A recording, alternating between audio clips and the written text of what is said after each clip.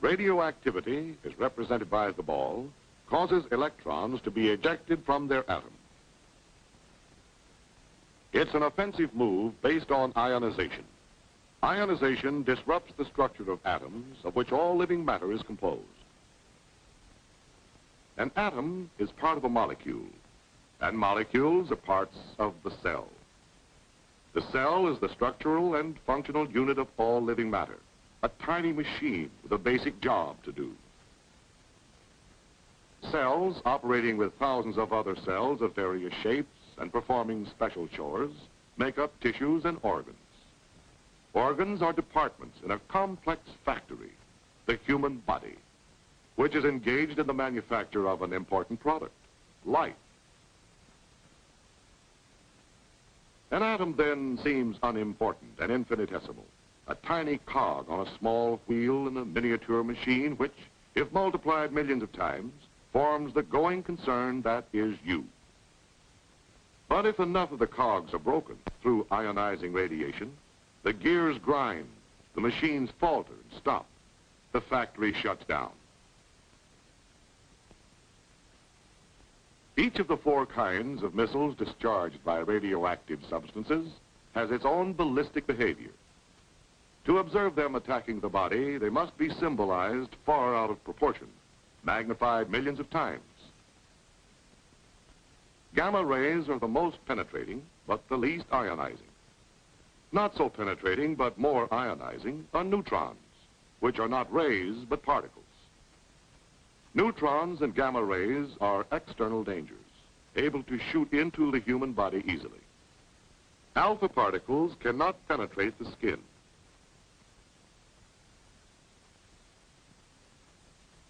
Beta particles can cause surface burns if the assault is sufficiently concentrated and sustained. Both are able to gain entry through the eating and breathing of radioactive matter or via breaks in the skin. Once inside, this so-called hot stuff takes up residence in various parts of the body, giving off highly ionizing alpha and beta particles. And how long does this radio rat race go on? The body will succeed in casting off some of this material, but it is a long, slow process. There's no effective method for dislodging the stuff. No known way of neutralizing or destroying it. There is no method of hastening its half-life, which is the time required for 50% of the substance to decay. With some substances, it is a matter of less than a second. But if you had some plutonium inside you, you wouldn't make any plans to celebrate the event. Plutonium's half-life is 24,000 years. The various kinds of cells which make up the parts of the body differ in their vulnerability to radiations. Most sensitive are lymph cells, such as those found in the tonsils. Next is bone marrow, which manufactures red and white blood cells. Then the sex cells, followed by tendons and cartilage, as in the nose, muscles, and nerves, the toughest of all. In general, cells which reproduce rapidly and whose efficient functioning depends on that ability are most affected. Radiation halts their reproduction, which is a simple process of one cell dividing into 2. This destructiveness has been harnessed and put to work in the radium treatment of cancer, which consists of cells that have gone wild and multiplied too fast. The manifestations of radiation in the body are many and range from slight to severe. Loss of hair, nausea, bleeding,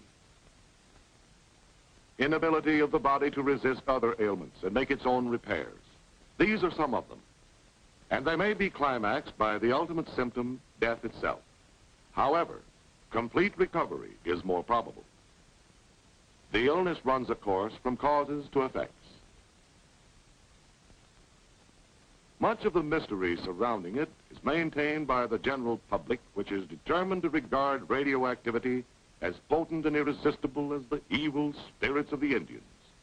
This can be partly explained by man's fear of dangers he cannot sense, a fear fanned into widespread misunderstanding and by sensational speculation on what radiations can do. Radioactivity is dangerous, but to say that it's deadly, period, is as misleading as giving a flat answer to the question, how high is up? The radium-treated dial of your watch, for instance, is harmless. Nuclear emanations became a threat when man isolated such hot stuff as radium and worked intimately with it, broadening its scientific, medical, and industrial use. A threat, however, that has been effectively controlled through observing caution.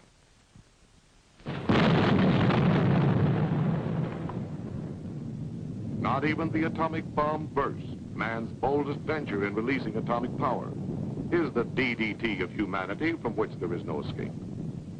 For it has its known limits, calling for preventive measures as clear-cut as those doctors lay down in telling people how to ward off infectious diseases.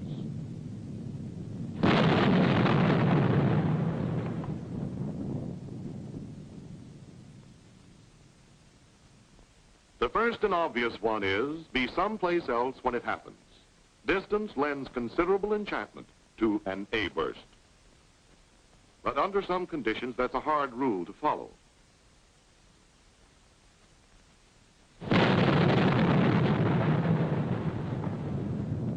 Atomic warfare, for instance, might allow little choice in the matter. So if you can't stay away from it, you must stay with it, as safely as possible and properly protected. Proper protection is based on what we know about the penetration of gamma rays and neutrons. The ability of a shielding material to stop them is expressed in half thickness, the thickness necessary to reduce the radiation's intensity 1/2. In dealing with gamma rays, the half thickness of a very dense material like steel is 1 inch. That of concrete, less dense, is 3 inches, while 12 inches of wood, which is quite porous, is required. Against neutrons, the density of a material is not so important as its ability to slow down and capture the particles. Concrete, earth, and water furnish good shielding. The best shelters, then, against the gamma and neutron bombardment released by an atomic explosion are strong, reinforced structures.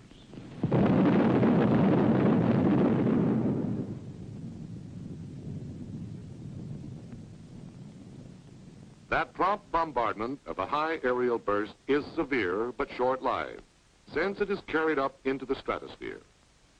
It's safe to go into the area under the explosion about 2 minutes after it occurs. Not so with an underwater blast, however, and presumably in the event of underground and surface explosions. The area is contaminated with radioactive material which gives off alpha and beta particles and gamma rays. However, the material which emits alpha and beta must be taken into the body through the mouth and nose, or skin breaks, before they can carry on with their injurious ionizing. Steps to prevent the perpetration of these inside jobs include eating only food which has been inspected and passed on, guarding against breathing radioactive dust, care in handling contaminated articles such as clothing, washing them or disposing of them if badly contaminated, thorough cleaning, especially the hair and under the nails. Sound medical practice demands not only a knowledge of the way harmful agents operate, but an accurate estimate of those agents. Radioactivity is detected by various instruments, such as this Geiger counter and pocket chamber. They have as their unit of measurement the Röntgen, or fractions thereof. This dial is graduated in Röntgens, allowing for precise readings of contamination in persons and things. It will tell how much radiation the wearer has received. The human body's resistance to destructive agents and its recouping powers vary with individuals. This man might recover quickly from a rattlesnake bite. This one might succumb to a bee sting. Aware of this range of vulnerability, doctors have set extremely safe and low exposures such as 3/10 of a Roentgen per week, as the maximum gamma radiation dose for laboratory and industrial workers with radioactive materials. They calculate that 300 to 500 times this much, 150 or more Roentgens, may bring out symptoms of sickness. The median lethal dose, which is the amount necessary to kill half the persons exposed, is placed by most medical authorities at around 450 Roentgens, received by the victim's entire body and within a short period of time. Thus, it takes a very special combination of circumstances to cause the death of a person by radiation. A combination that's a remote possibility in ordinary work with radioactive materials, and not nearly so frequent in atomic warfare as is commonly believed. But suppose that despite preparedness and preventive measures, one gets a dose sufficient to cause sickness. What then? Is this the stock answer? The unavoidable sequel? Or this? Most emphatically, it's this. Radiation illness lends itself to treatment. The treatment is symptomatic, which means the doctors relieve the symptoms or effects rather than remove the cause. To clarify, when you take aspirin to get rid of a headache, that's the symptomatic approach. Removal of an injured or infected member of the body is specific treatment. A radiation patient is bolstered in all possible ways. The body, a remarkable self-repairing machine, if given half a chance, is assisted in overcoming the effects of ionization. For example, if the patient's supply of red blood cells is down, he is given a transfusion of whole blood. If the count of white blood cells, the policemen, the anti-germ guards of the human system, is so low he can't resist infection, he gets penicillin. Medical researchers are constantly seeking to supplement symptomatic with specific therapy. The atomic bombing of Hiroshima and Nagasaki took the Japanese completely by surprise. Their medical facilities were pretty well knocked out. Nevertheless, an impressive share of radiation patients recovered, and it's estimated that good medical care might have reduced fatalities considerably. The Japanese didn't have that kind of care, yet the deaths attributed to the bomb's radioactivity made up a small part of the total, about 15%. It is reasonably assumed, though, that many who were killed by the bomb's other destructive forces sustained radiation doses that would ultimately have proved fatal. In short, they were burned and beaten into oblivion before they had a chance to die from radiation, which puts the finger squarely upon one of the major fallacies in the public attitude toward atomic weapons. It's the fallacy of devoting 85% of one's worrying capacity to an agent that constitutes only about 15% of an atomic bomb's destroying potential. And that's unsound. Doesn't fit. If you must worry, concentrate on the blast effect of an A-bomb. It's prompt and devastating. It causes a gigantic rearrangement of things, a complete change of scenery, and means sudden death to those who chance to be in the way when it's happening. Don't forget the fires that follow. Consider the flash heat, which changes the complexion of all that it strikes. Bear in mind always that blast and heat are an A-bomb's most powerful weapons, that their lethal range is greater and their effects much quicker than the radiation. Blast and heat are hazards that warrant concern but not panic, because they aren't new or novel.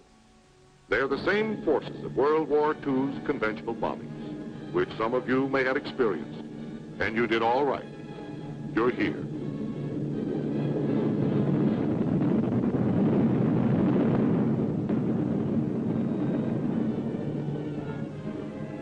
As food for thought, the possibility of atomic warfare and its relation to your well-being is understandably on your mental diet.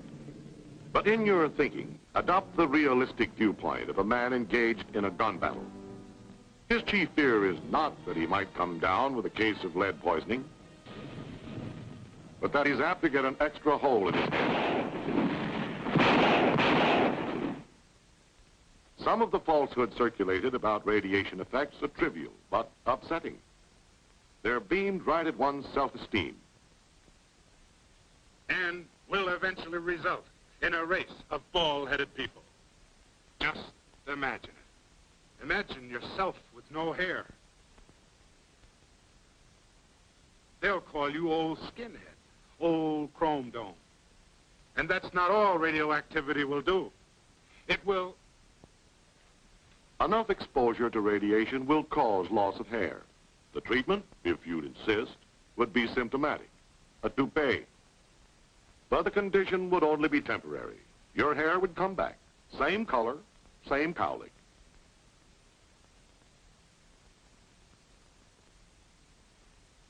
A fear that is grossly built up in popular print is that radiation will cause impotence, which is the mechanical inability of a man to fulfill his sexual role. That fear won't stand examination. Another subject of misgivings is sterility. A sterile man can carry out his sexual obligations physically, but is unable to fertilize, to reproduce his kind. The estimated dose needed to bring about permanent sterility exceeds the lethal dose. So obviously sterility by radiation would be just incidental, a matter a dead man wouldn't worry about. The public has been force-fed grave suspicions that extensive use of atomic energy, as in war, might eventually result in an overabundance of freaks, suitable for sideshow exhibition. We can start picking the freak possibilities apart by looking at a sperm cell, the kind of cell that plays a leading part in reproduction. These chromosomes contain the material through which such physical characteristics as color of hair and eyes are handed down from parent to offspring. Sometimes the chromosomes are broken up. This upsets the heredity controlling material when the cell divides, and the result may be a mutation, a variation from the parent. It occurs naturally and may also be brought about by radiation. But radiations can't produce any new kinds of mutations. They can only increase the natural rate. Is the increase enough to stew about? No. We can't experiment along these lines with humans, but we can observe the effect of radioactivity on mice and fruit flies, which produce new generations so frequently that to study them for a short time is like reviewing a long span of mankind's history. These are the probabilities, and they aren't important enough to lose any sleep over. Besides, a mutation can be a good variation, an improvement over the barren. If you'll be honest with yourself, face the facts, you'll probably realize that your principal worry ought to be that your offspring will look just like you.